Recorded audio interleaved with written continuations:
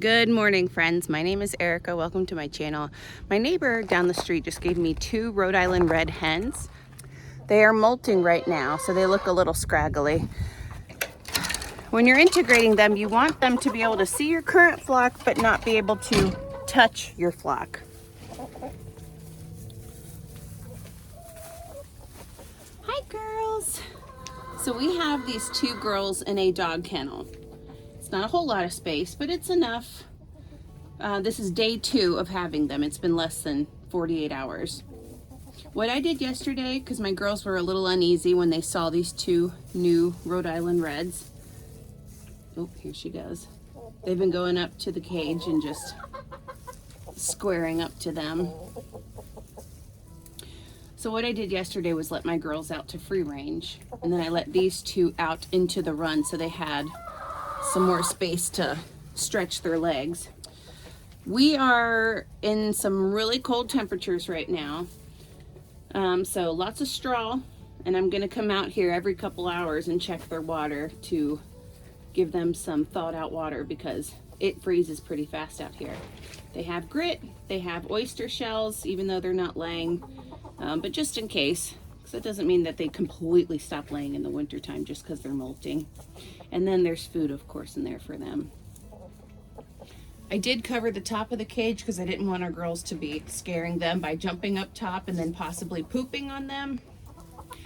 And then inside the coop, I'll show you what we did at nighttime last night. My neighbor, when he brought these 2 hens over, he brought them over in this animal trap cage, which for 2 hens, it was more than enough space for them to roost in there at night. I did put a 2x4, and because they're molting and their feathers, they're missing a lot of feathers. They have a lot coming in.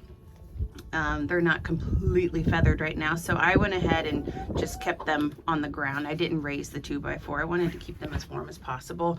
And because they're coming from a different flock, I did put a little bit of diatomaceous earth on the 2x4. This is the food grade diatomaceous earth, so if they had any pests, it could potentially help with that. I did look them over. I checked their necks, their wings, their feet for bumblefoot. I checked them all over. I didn't see anything on the exterior of the hens.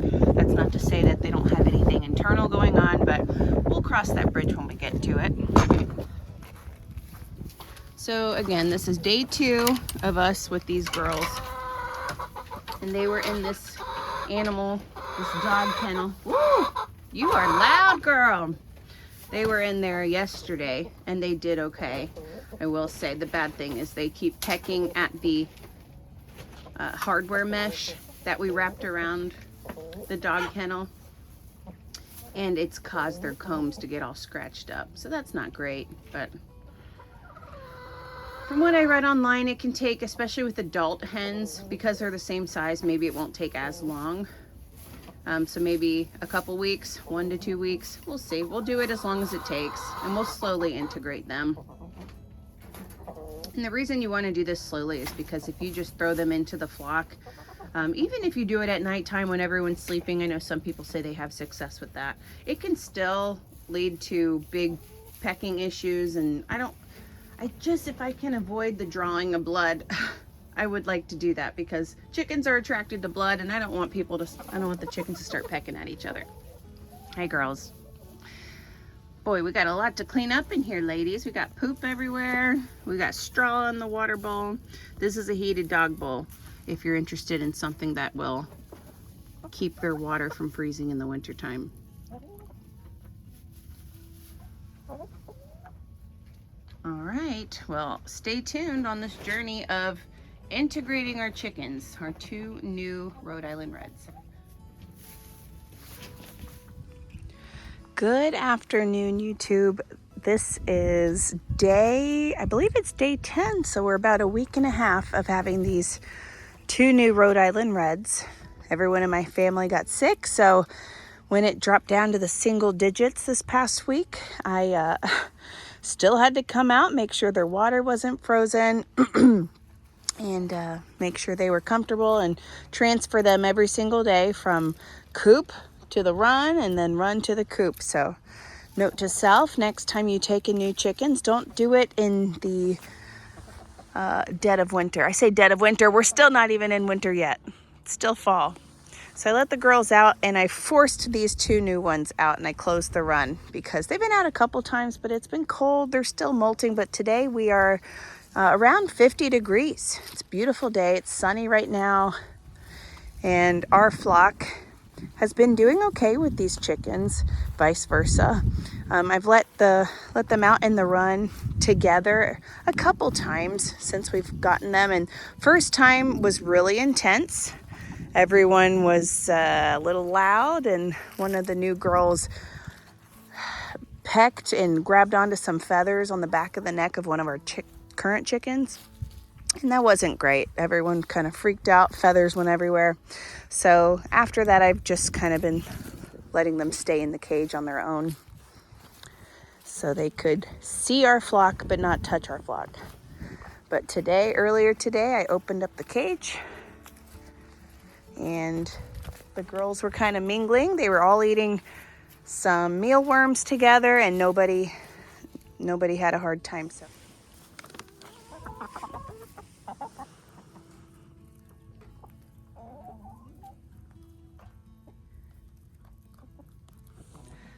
if it's not clear, these are the 2 new Rhode Island Reds. We have 6 in our current flock. So far so good. There's a little bit of tension between the new Rhode Island Red and our Orpington over there.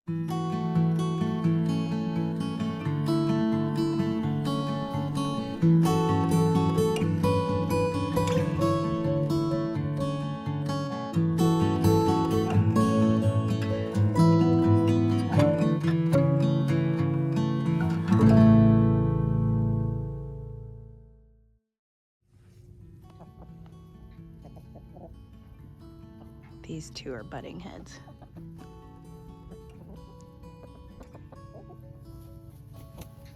Well, no, not that Orpington. Oh, hey, that wasn't nice. I get it. You gotta show where your place is on the hierarchy, but we don't need to be like that, chickens. Hello YouTube. This is officially 2 weeks of having 2 standard size Rhode Island Reds and integrating them with my flock of 6 standard size chickens. So far it's going okay. I think one of the new Rhode Island Reds, the slightly bigger one right here, she, I believe, has made it to the top of the pecking order. The other chickens don't mess with her at all. The other Rhode Island Red is a little smaller in stature, and she's a little bit more shy and flighty. So she hides behind her big buddy, so she protects her. So anyway, it's going pretty well. My chickens seem to respect her. I'm not seeing bloodshed or feathers flying everywhere. I've seen the occasional peck to the neck, ripping off a couple feathers like that from the big Rhode Island Red, but so far, I mean, I know she's trying to find her place in the pecking order. I don't believe she's just being a bully. I just threw some snacks out on the ground, and I mean, the fact that both Rhode Island Reds are coming out to be with the flock and eat snacks with them, that's a pretty big deal. That's progress.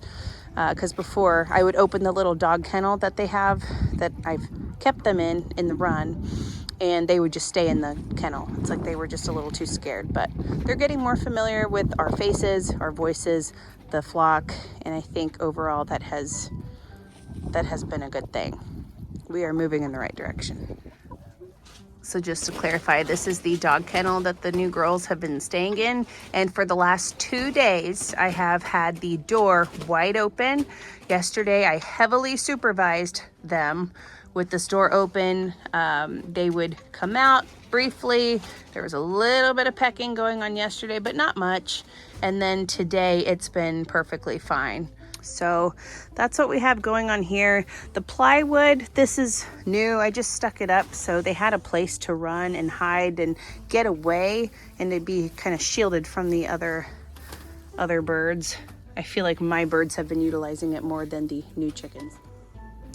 And I don't know if I've already mentioned it, but I have not been using the little animal trap cage the last several evenings. Pardon the poop that's sitting on top. I haven't had a chance to mix it up today.